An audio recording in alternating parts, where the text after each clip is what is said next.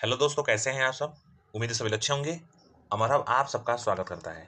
जैसा कि आप लोग जानते हैं कि अमर हब टीम के द्वारा जब भी कोई सूचना दी जाती है वो बेहद महत्वपूर्ण होती है और आपके लिए लाभदायक अवश्य होती है।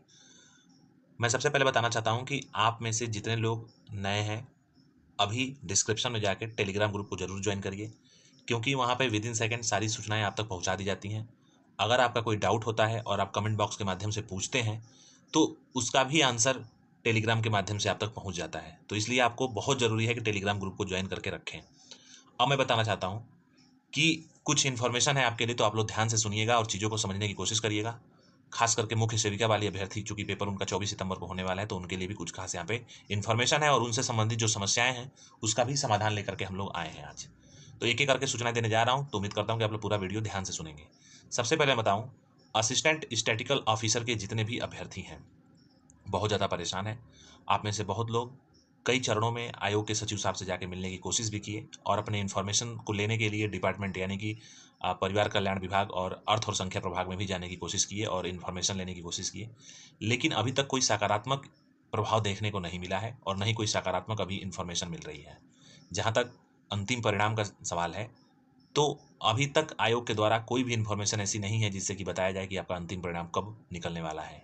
हालांकि सचिव साहब ने कुछ बच्चों को जुलाई महीने में बताया था। चूंकि आप में से बहुत लोग गए थे जुलाई के महीने में, तो सचिव साहब ने बोला था कि हम 30 अगस्त तक रिजल्ट नहीं दे पाएंगे, लेकिन हम उसके बाद से काम करना शुरू करेंगे और हो सकता है कि सितंबर तक रिजल्ट आपका दे दें। लेकिन उसके बाद से कोई इन्फॉर्मेशन नहीं पता चल पा रही है जिससे कि आपको सूचित किया जाए। तो जितने भी असिस्टेंट स्टैटिकल ऑफिसर के अभ्यर्थी हैं, वो लोग उन लोगों के लिए कोई अभी सकारात्मक सूचना तो है नहीं और ना ही कोई डेट है कि आपका परिणाम कब होगा आएगा। लेकिन संभावना यही है कि आपका सितंबर के लास्ट तक जरूर कुछ देखने को मिले।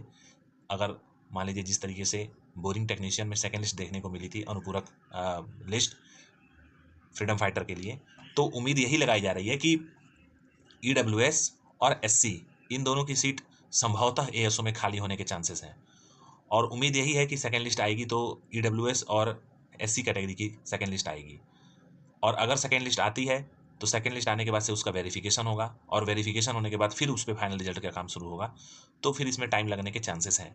अगर आपके 10 सितंबर के आसपास या उसके पहले कोई नोटिस देखने को मिल जाती है एएसओ से संबंधित, तो आपका अंतिम परिणाम जो है इस महीने के लास्ट तक देखने की संभावना की जा सकती है।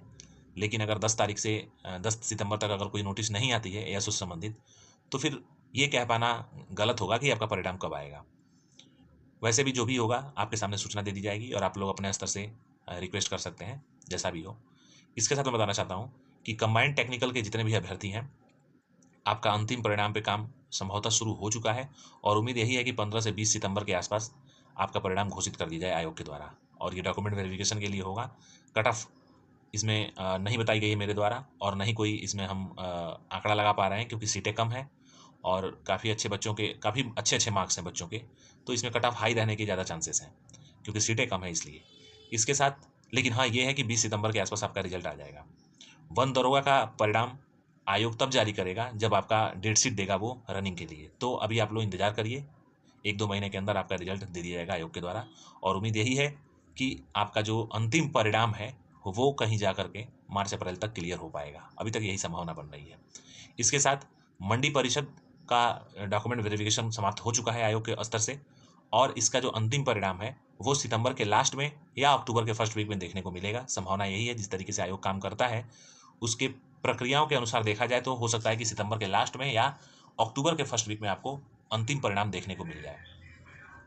अब मैं बताना चाहता हूं कि जितने भी लोग मुख्य सेविका के अभ्यर्थी हैं, आप में से बहुत लोग ऐसे हैं कि जिनका फॉर्म भरते समय कुछ गलतियां हो गई हैं, पिता के नाम पे माता का नाम हो गया है, या आपके सर्टिफिकेट में कोई समस्या है, किसी नाम में मिस्टेक है या किसी और चीज़ में मिस्टेक हो गया है फॉर्म भरते समय, या फिर आपके इनिशियल सर्टिफिकेट्स में, हाई स्कूल में, इंटरमीडिएट में, ग्रेजुएशन में, तो आप लोग इसके लिए बिल्कुल परेशान ना हो।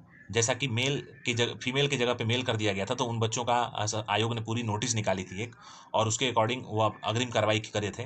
तो अगर उसमें आपने भाग लिया है तब बहुत अच्छी बात है, और अगर उसमें आप लोगों ने भाग नहीं लिया है तो कोई बात नहीं है। आप लोग एक एफिडेविट बनवा करके, जितनी भी आपकी गलतियां होंगी उन गलतियों के सापेक्ष आप एफिडेविट बनवा करके और डॉक्यूमेंट वेरिफिकेशन में शामिल हो सकती हैं।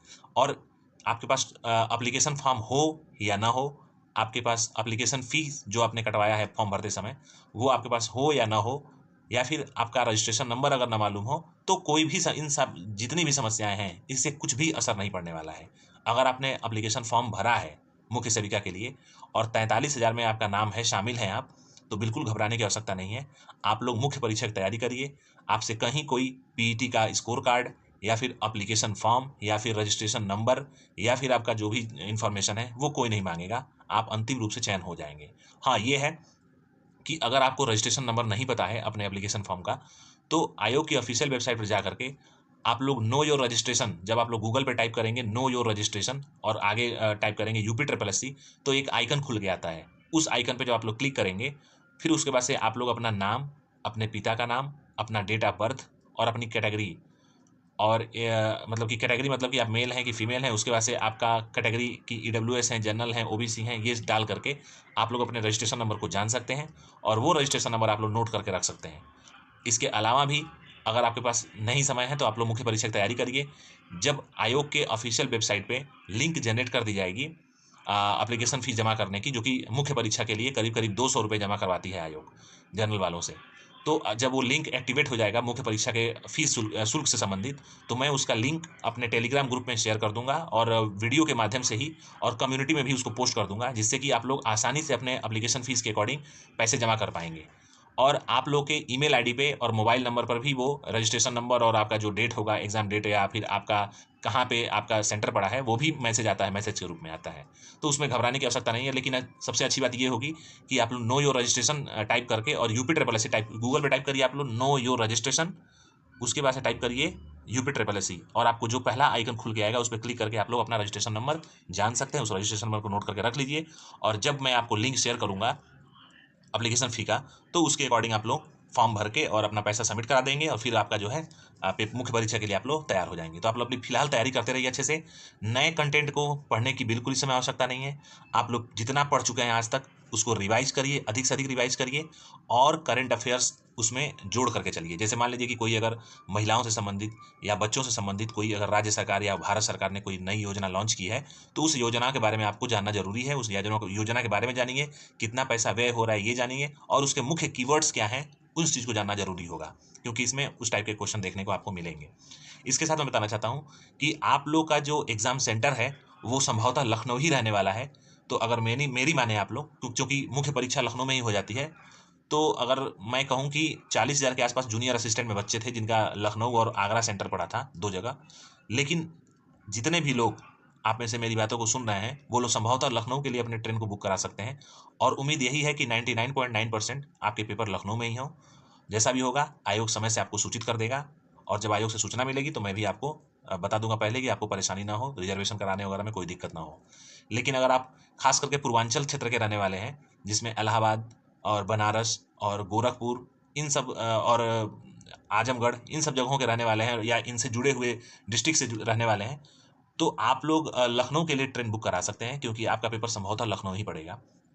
और जैसा भी होगा मैं समय पे बता दूंगा। लेकिन आप लोग फिलहाल तैयारी करिए मुख्य परीक्षा की, और आपका भर्ती ये बहुत जल्दी क्लियर कराया जाएगा, क्योंकि इसमें मुख्य सेविकाओं की आवश्यकता है। ये एक अच्छी अपॉर्चुनिटी आपके लिए होके रहेगी। और कोई भी समस्या हो फॉर्म में या एप्लीकेशन फॉर्म में या सर्टिफिकेट में या डिग्री में, घबराने की आवश्यकता नहीं है। आपने 2 साल पढ़ा है या 3 साल पढ़ा है, सब अलाउड होंगे। कोई दिक्कत आपको देखना नहीं पड़ेगा, सामने समस्या कोई नहीं आएगी आपके सामने। तो आप लोग अपनी तैयारी को करते रहिए अच्छे से, और अगर कम नंबर आ रहे हैं तो आप लोग रिवीजन करिए। ज़्यादा से ज़्यादा जब रिवीजन करेंगे तो आपके मार्क्स भी बढ़ेंगे टेस्ट पेपर में। लेकिन नए कंटेंट को पढ़ने की आवश्यकता नहीं है, क्योंकि इस समय आपके पास नए कंटेंट पढ़ने का टाइम नहीं है। आप लोग अपने पुराने वाले कंटेंट को ही रिवाइज करिए। इसके साथ मैं बताना चाहता हूँ कि वन रक्षक के जितने भी अभ्यर्थी हैं, आपका जो मेडिकल होने वाला है वो हो सकता है कि सितंबर माह में लग जाए, तो आप लोग उसके लिए तैयार रहिए। जैसा भी कुछ होगा आयोग के ऑफिशियल वेबसाइट को विजिट करते रहिए, उस पर जरूरी सूचनाएं प्रेषित कर दी जाएंगी समय आने पे। लेकिन संभावना यही है कि अगले महीने में आपका मेडिकल शुरू हो जाएगा। JEE 2018 का डॉक्यूमेंट वेरिफिकेशन 13 सितंबर को खत्म हो रहा है, और इनका जो अंतिम परिणाम है वो अक्टूबर के लास्ट में या नवंबर के फर्स्ट वीक में देखने को मिलेगा। संभावना यही बन रही है। तो आप लोग बिल्कुल अपनी डॉक्यूमेंट वेरिफिकेशन कराते रहिए। अगर कोई दिक्कत हो आपके सर्टिफिकेट में या फॉर्म भरते समय कोई समस्या हो गई हो, तो आप लोग एफिडेविट बनवा करके आयोग को जाकर के अपने DV के समय सबमिट कर सकते हैं।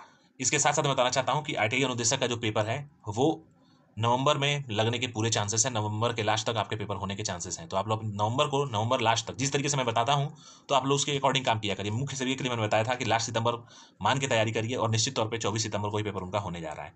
तो उसी तरीके से जूनियर असिस्टेंट का भी मैं बताया था वीडियो का भी बताया था, वीडियो 2018 का। सबका मैं समय समय पे अपना सूचना देता रहता हूँ और अपनी जो साइंटिफिक अप्रोच है उसको बताता रहता हूँ। और निश्चित तौर पे जो हमसे जुड़े हुए हैं, चाहे वो टेलीग्राम ग्रुप में जुड़े हों या फिर यूट्यूब पे जुड़े हों, वो पक्का अपने आप को आगे ही पाते हैं हमेशा। तो इसलिए आपसे एक बार एक रिक्वेस्ट भी करना चाहता हूँ कि आप लोग इस चैनल को सब्सक्राइब कर लीजिए अमर हब को, और टेलीग्राम ग्रुप को भी ज्वाइन कर लीजिए, जिससे कि आप लोग अपने आप को आगे पाएं। तो IIT ओडिशा के जितने भी अभ्यर्थी हैं वो लोग तैयार रहें। नवंबर को लास्ट मान के आप लोग अपनी तैयारी को करते रहिए। नवंबर के लास्ट तक आपका जो मुख्य परीक्षा है वो होने के पूरे प्रबल चांसेस हैं। इसके साथ मैं बताना चाहता हूं कि पीटी का आज अंतिम दिवस है। तो पीटी 2023 का जिन्होंने फॉर्म नहीं भरा है वो फॉर्म भरने की कोशिश करें और फॉर्म भरें। निश्चित तौर पे आपको आने वाले दिनों में अच्छी भर्तियों को देखने को इसके थ्रू मिलेगा, और इसमें लोअर पीसीएस के भी होने के चांसेस है। लोअर सबऑर्डिनेट के जो पद होंगे वो भी इसके थ्रू देखने को आपको मिलेंगे। इसके साथ एजीटी का विज्ञापन पीटी 2022 से ही आएगा। इसमें कोई लेट लतीफी नहीं है और कोई भी समस्या नहीं है। जो लोग आपको गुमराह कर रहे हैं सोशल मीडिया के थ्रू या फिर यूट्यूब के थ्रू, तो आप लोग बिल्कुल गुमराह ना हो। हाँ, ये है कि अपना प्रयास जारी रखिए आप लोग, और प्रयासरत ये चीज़ों को लेकर के। लेकिन पूर्ण संभावना है कि आपका जो एजीटी का विज्ञापन है वो पीटी 2022 से ही आएगा। और मैं बहुत पहले से भी बता रहा हूँ कि अगर इसमें 900 कुछ अभ्यर्थियों का कोई मामला नहीं होता तो आज तक आप अपने एप्लीकेशन फॉर्म को भर चुके होते और मुख्य परीक्षा के लिए शॉर्ट लिस्टिंग भी हो गई होती। लेकिन कोई समस्या नहीं है, पीटी 2022 से ही आप लोग निश्चिंत रहिए, आएगी आपकी एजीटी का विज्ञापन और बहुत जल्द आने की उम्मीद है।